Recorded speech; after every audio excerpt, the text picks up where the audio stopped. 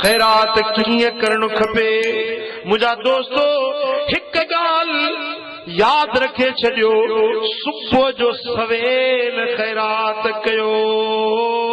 सारो ॾींहुं तव्हां अल्लाह जे अमान ज़मान जी हिफ़ाज़त में अची वेंदो। सुबुह जी खैरात ॻाल्हि सम्झो। सुबुह जे वक़्त में जीअं निंड मां उथो फजर नमाज पढ़ो, इएं नथो चवां त तव्हां लख रुपया खैरात कयो, इएं नथो चवां तव्हां 5000 खैरात कयो, इएं नथो चवां त 500 खैरात कयो, भली 5 रुपया छो न हुजनि। खुदा जे रस्ते में पंहिंजे हाल आहर थोरी या घणी जेतिरी बि दिल जे कुशादगी सां खैरात कयो था, सुबुह जी खैरात तव्हांजे लाइ हिफ़ाज़त जो किलो थी वेंदी।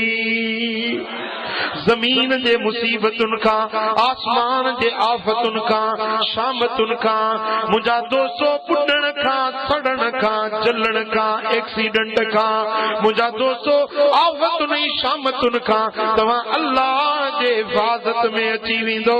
सुबुह जी खैरात अहिड़ो वॾो शान रखे थी।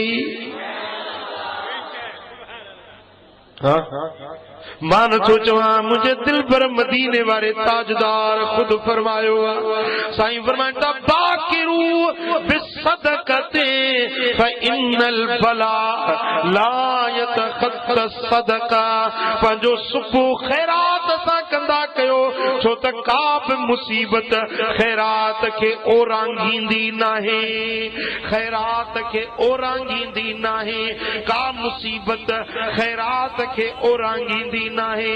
जेॾीमहिल तव्हां खैरात कई, तव्हांजे चौधारी किलो थी वियो, हिफ़ाज़त जो कड़ो चढ़ी वियो। मुसीबत मथों या साम्हूं या पुठियों या अॻियों या हेठों, हर पासे नो हिफ़ाज़त जो कड़ो चढ़ी वियो। इहा मुसीबत ओरांगे ईंदी ई कोन, तव्हां अल्लाह जे हिफ़ाज़त में अची वेंदो।